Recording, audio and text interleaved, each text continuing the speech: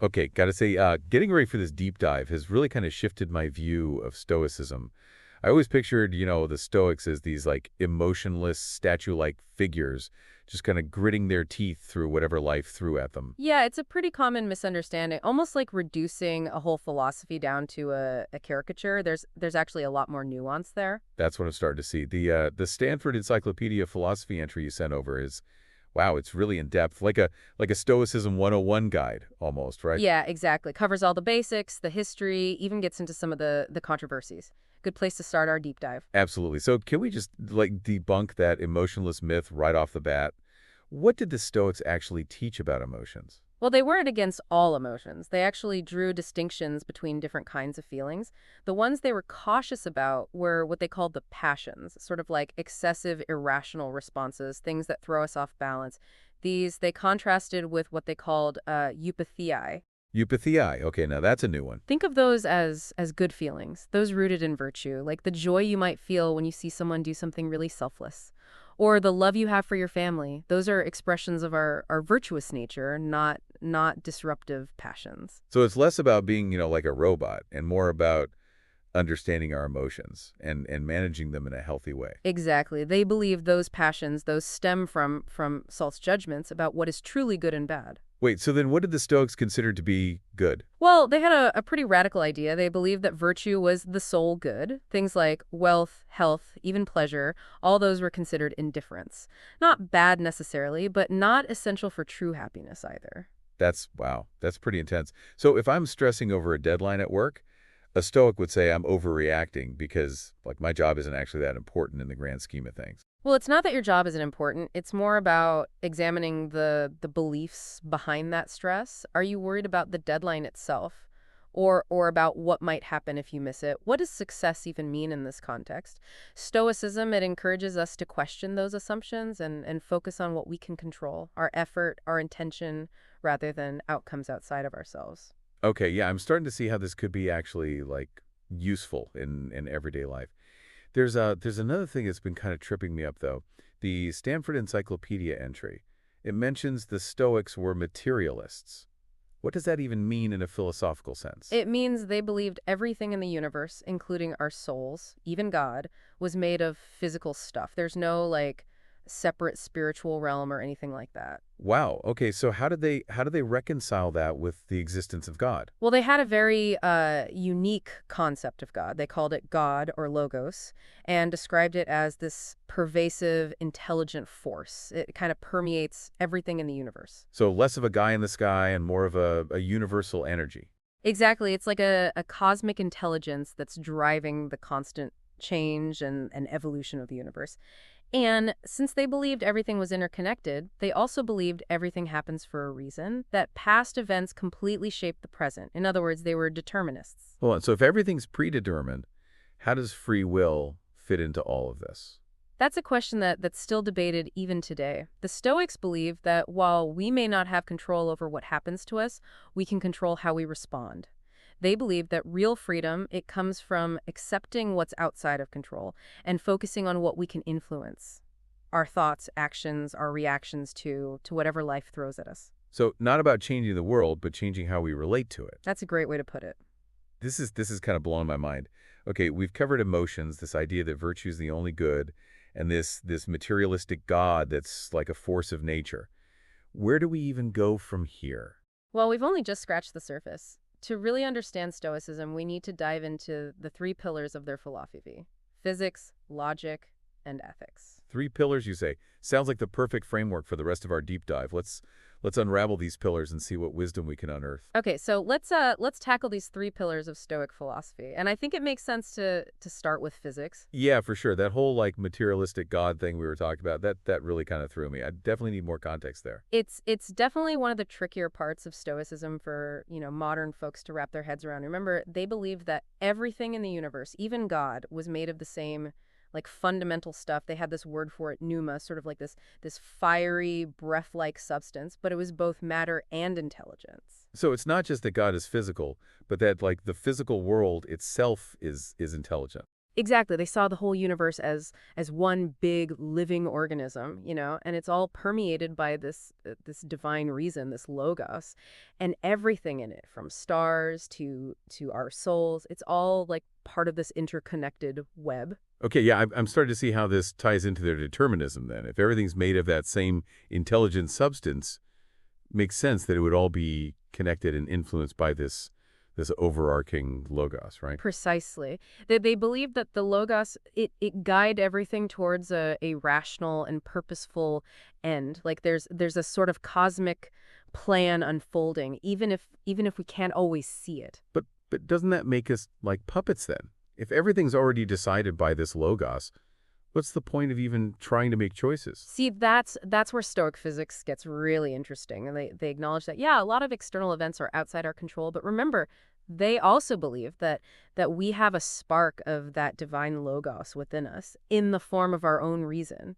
So, like, we each have a little cosmic control panel inside. You could think of it that way. And our ability to make choices, to exercise free will, that comes from how we use that reason. It's about aligning our thoughts and our actions with the logos, understanding the natural order of things and choosing to act in a way that's in harmony with that. Okay, so like, I can't control that my flight got delayed, but I can control whether I like freak out about it or not. I can choose to get stressed, or I can choose to accept it and maybe find a way to use that extra time to get something done. There you go. Perfect example. Stoic physics, it's about understanding that bigger picture, the way everything's connected, and realizing that true freedom comes from accepting what we can't control and putting our energy into what we can, our own thoughts and actions. All right, physics check. We've got this material universe guided by divine reason, and our free will comes from aligning ourselves with it. Now, what about logic? I know they were big on reason, right? Huge. Logic. For the Stoics, it wasn't just about, winning arguments. It was about training your mind to see reality clearly, to be able to tell what was true from what was false. They saw reason as like the most important tool we have for navigating the world. But how do you even define truth in a system where everything's always changing and interconnected? Doesn't that make truth kind of subjective? They actually had a very particular theory of knowledge. They believed that true knowledge, it comes from what they called cognitive impressions, these clear, distinct perceptions of reality that kind of get imprinted on the mind. So it's not just like having an opinion, it's having a perception so clear, so undeniable. It's basically imprinted on your soul. Exactly. And these cognitive impressions, they believed they were a direct reflection of the logos itself. Okay, so true knowledge for the Stoics, it's basically like getting a glimpse of that cosmic reason shining through. You could say that, and they actually developed a whole system of logic to help people identify and cultivate these cognitive impressions. They were really into language too, the way it reflects our understanding of the world. They had this word, lecta. It means the meanings behind words. And they thought understanding lecta was like crucial for understanding reality itself. So they were philosophers and linguists. Impressive. But why was language so important to them? Well, they saw language as a mirror of our thoughts, right? And they believed that if we could like refine our language, we could refine our thinking and get closer to that clear, unclouded perception of the truth. I can see how that'd be a lifelong project. Okay, so we've got physics, this cosmic perspective on the universe and how we fit into it.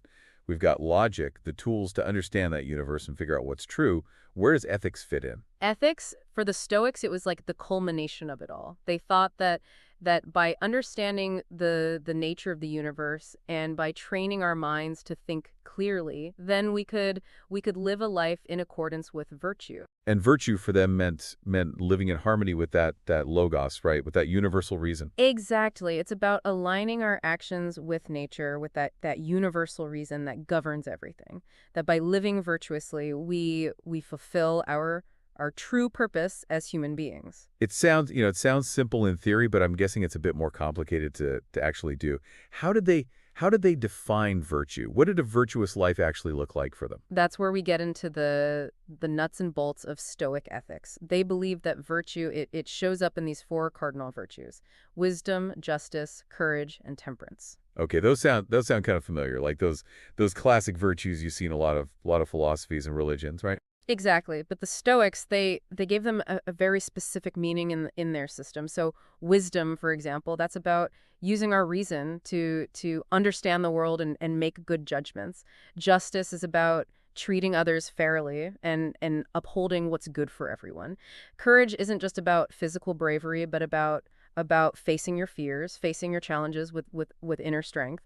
And then temperance, that's about moderating our desires, our impulses, living a balanced and moderate life. So it's not just being a good person generally. It's about cultivating these specific virtues in every part of your life. Precisely. And they believe that all these virtues, they're interconnected. You can't really have one without the others. They all come from the same source, living in line with the logos, with nature, with reason.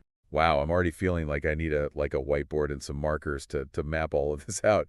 But but even with these four virtues, wouldn't there still be a lot of gray areas? Like how to actually live them out? How did the Stoics deal with that?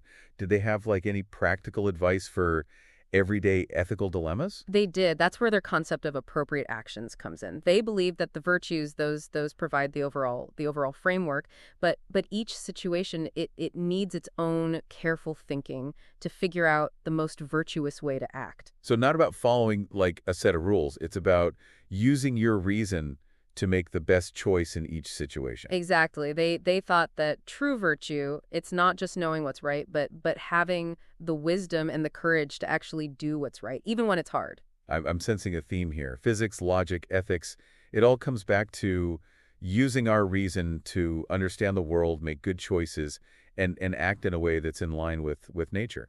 You got it. And that brings us to I think one of the most intriguing and maybe challenging parts of Stoic ethics, their concept of living in agreement with nature. Okay, that sounds a little vague to me. What exactly did they mean by that? Did they all like go live in the woods and eat berries? Not necessarily, haha. While they did think simplicity and living in harmony with the natural world was a good thing, living in agreement with nature, it had a much deeper meaning. It was about realizing that we're part of this bigger cosmic order, that we have a role to play in the grand scheme of things, and that our true happiness, it comes from fulfilling that role. So not just about like environmentalism, but about understanding our place in the universe and living in a way that's in sync with that cosmic purpose. You could say that it's about recognizing that we're individuals and we're part of something so much bigger than ourselves, and finding that balance, that harmony between our own needs and the needs of the whole. That's at the heart of Stoic ethics. Wow, that's a powerful idea, but also kind of intimidating to be honest. Like how do we even begin to figure out what our role in this grand cosmic scheme is supposed to be? That's a question that philosophers have been wrestling with for centuries, really. But the Stoics, they believe the answer's inside each of us. They believe that the logos, that divine reason, it's present in every human being. And by cultivating our own reason, by living virtuously, we naturally start to fulfill our role. We contribute to the overall harmony of the universe. So it's not about like finding your destiny written in the stars. It's about focusing on becoming the best version of yourself. And in doing that, you naturally find your place. That's a beautiful way to put it. And that's really the essence of Stoic ethics. Okay, I'm feeling like we just like climbed a philosophical mountain here. We covered the three pillars. We tackled some big questions about free will and determinism.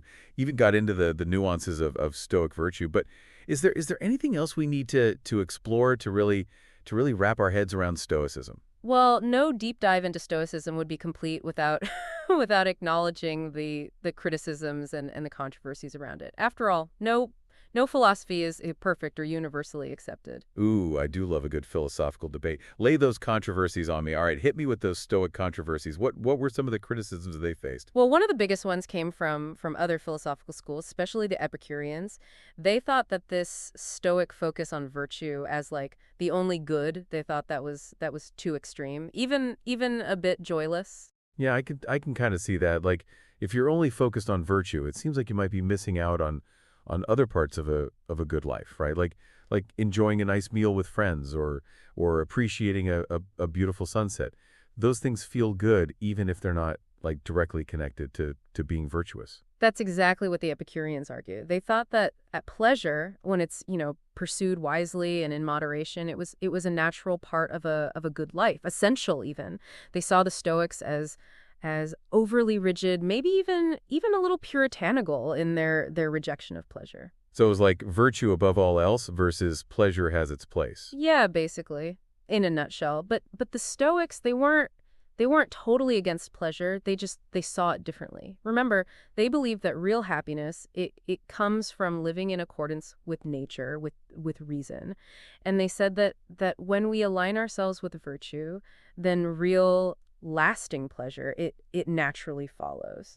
So it's not that they were anti-pleasure, it's more like they thought it was a result of living virtuously, not the goal in and of itself. Exactly. And they warned against chasing pleasure for its own sake because they thought that could lead to, going overboard and ultimately being unhappy. Okay, that makes sense. Still seems like a pretty tough standard, though. Are we really supposed to be thinking about virtue every second of every day? That's another criticism you hear a lot about Stoicism, that it's too demanding, too hard to actually live out in the real world. And to be fair, they did set a pretty high bar. They had this idea of the sage, this ideal human being who embodies perfect reason and virtue. So like a Stoic superhero. Haha, yeah, no, in a way, the sage was their ideal, but they knew that very few people, if any, ever actually reached that level of perfection. They thought of it more as a guiding star, something to strive for. So it's not about being perfect, it's about the journey of becoming more virtuous. Exactly. And they believe that even if we never become sages, the very act of trying to be more virtuous, of making an effort to align our lives with reason and nature, that in itself brings a kind of fulfillment. I like that. It's encouraging even if it's a little daunting. Were there any criticisms of Stoicism from like within the school itself? Oh, for sure. Stoicism, it wasn't just this one big block of thought. Different Stoic thinkers throughout history, they had their own takes on things, and they didn't always agree. For example, there was some debate about the idea of oikiosis, which we talked about earlier. Right, the natural inclination to care for ourselves. What was the debate about? Well, some Stoics thought that goikiosis it mainly referred to like self-preservation, while others they thought it had a broader meaning, that it extended to caring for other people, even for humanity as a whole. And this debate it gets to a kind of tension within Stoicism. How do we balance our own individual needs and wants with the needs of the community, with trying to achieve justice for everyone? That's a question for the ages, right? And it's definitely something I think about in my own life. Like, how much should I focus on my own goals and ambitions versus doing things that contribute to something bigger than myself? Exactly. And there's no easy answer to that. But the Stoics, they give us a framework for thinking about these questions. They remind us that we're both individuals and part of a larger, interconnected web, and they encourage us to use our reason, not just our own personal desires, to guide our actions. This has been so insightful. I feel like I have a totally new understanding of Stoicism now. From its basic ideas to the debates and criticisms around it. It's been a pleasure exploring all of this with you, but remember, this is just the beginning. Stoicism, like any philosophy, it's meant to be engaged with, to be questioned, to be applied to your own life. You're absolutely right. It's not about memorizing rules. It's about using these tools to navigate life, to make choices that are aligned with reason and virtue and our place in the grand scheme of things. Well said. And who knows, maybe in the process you'll even find a bit of that stoic serenity amidst all the chaos.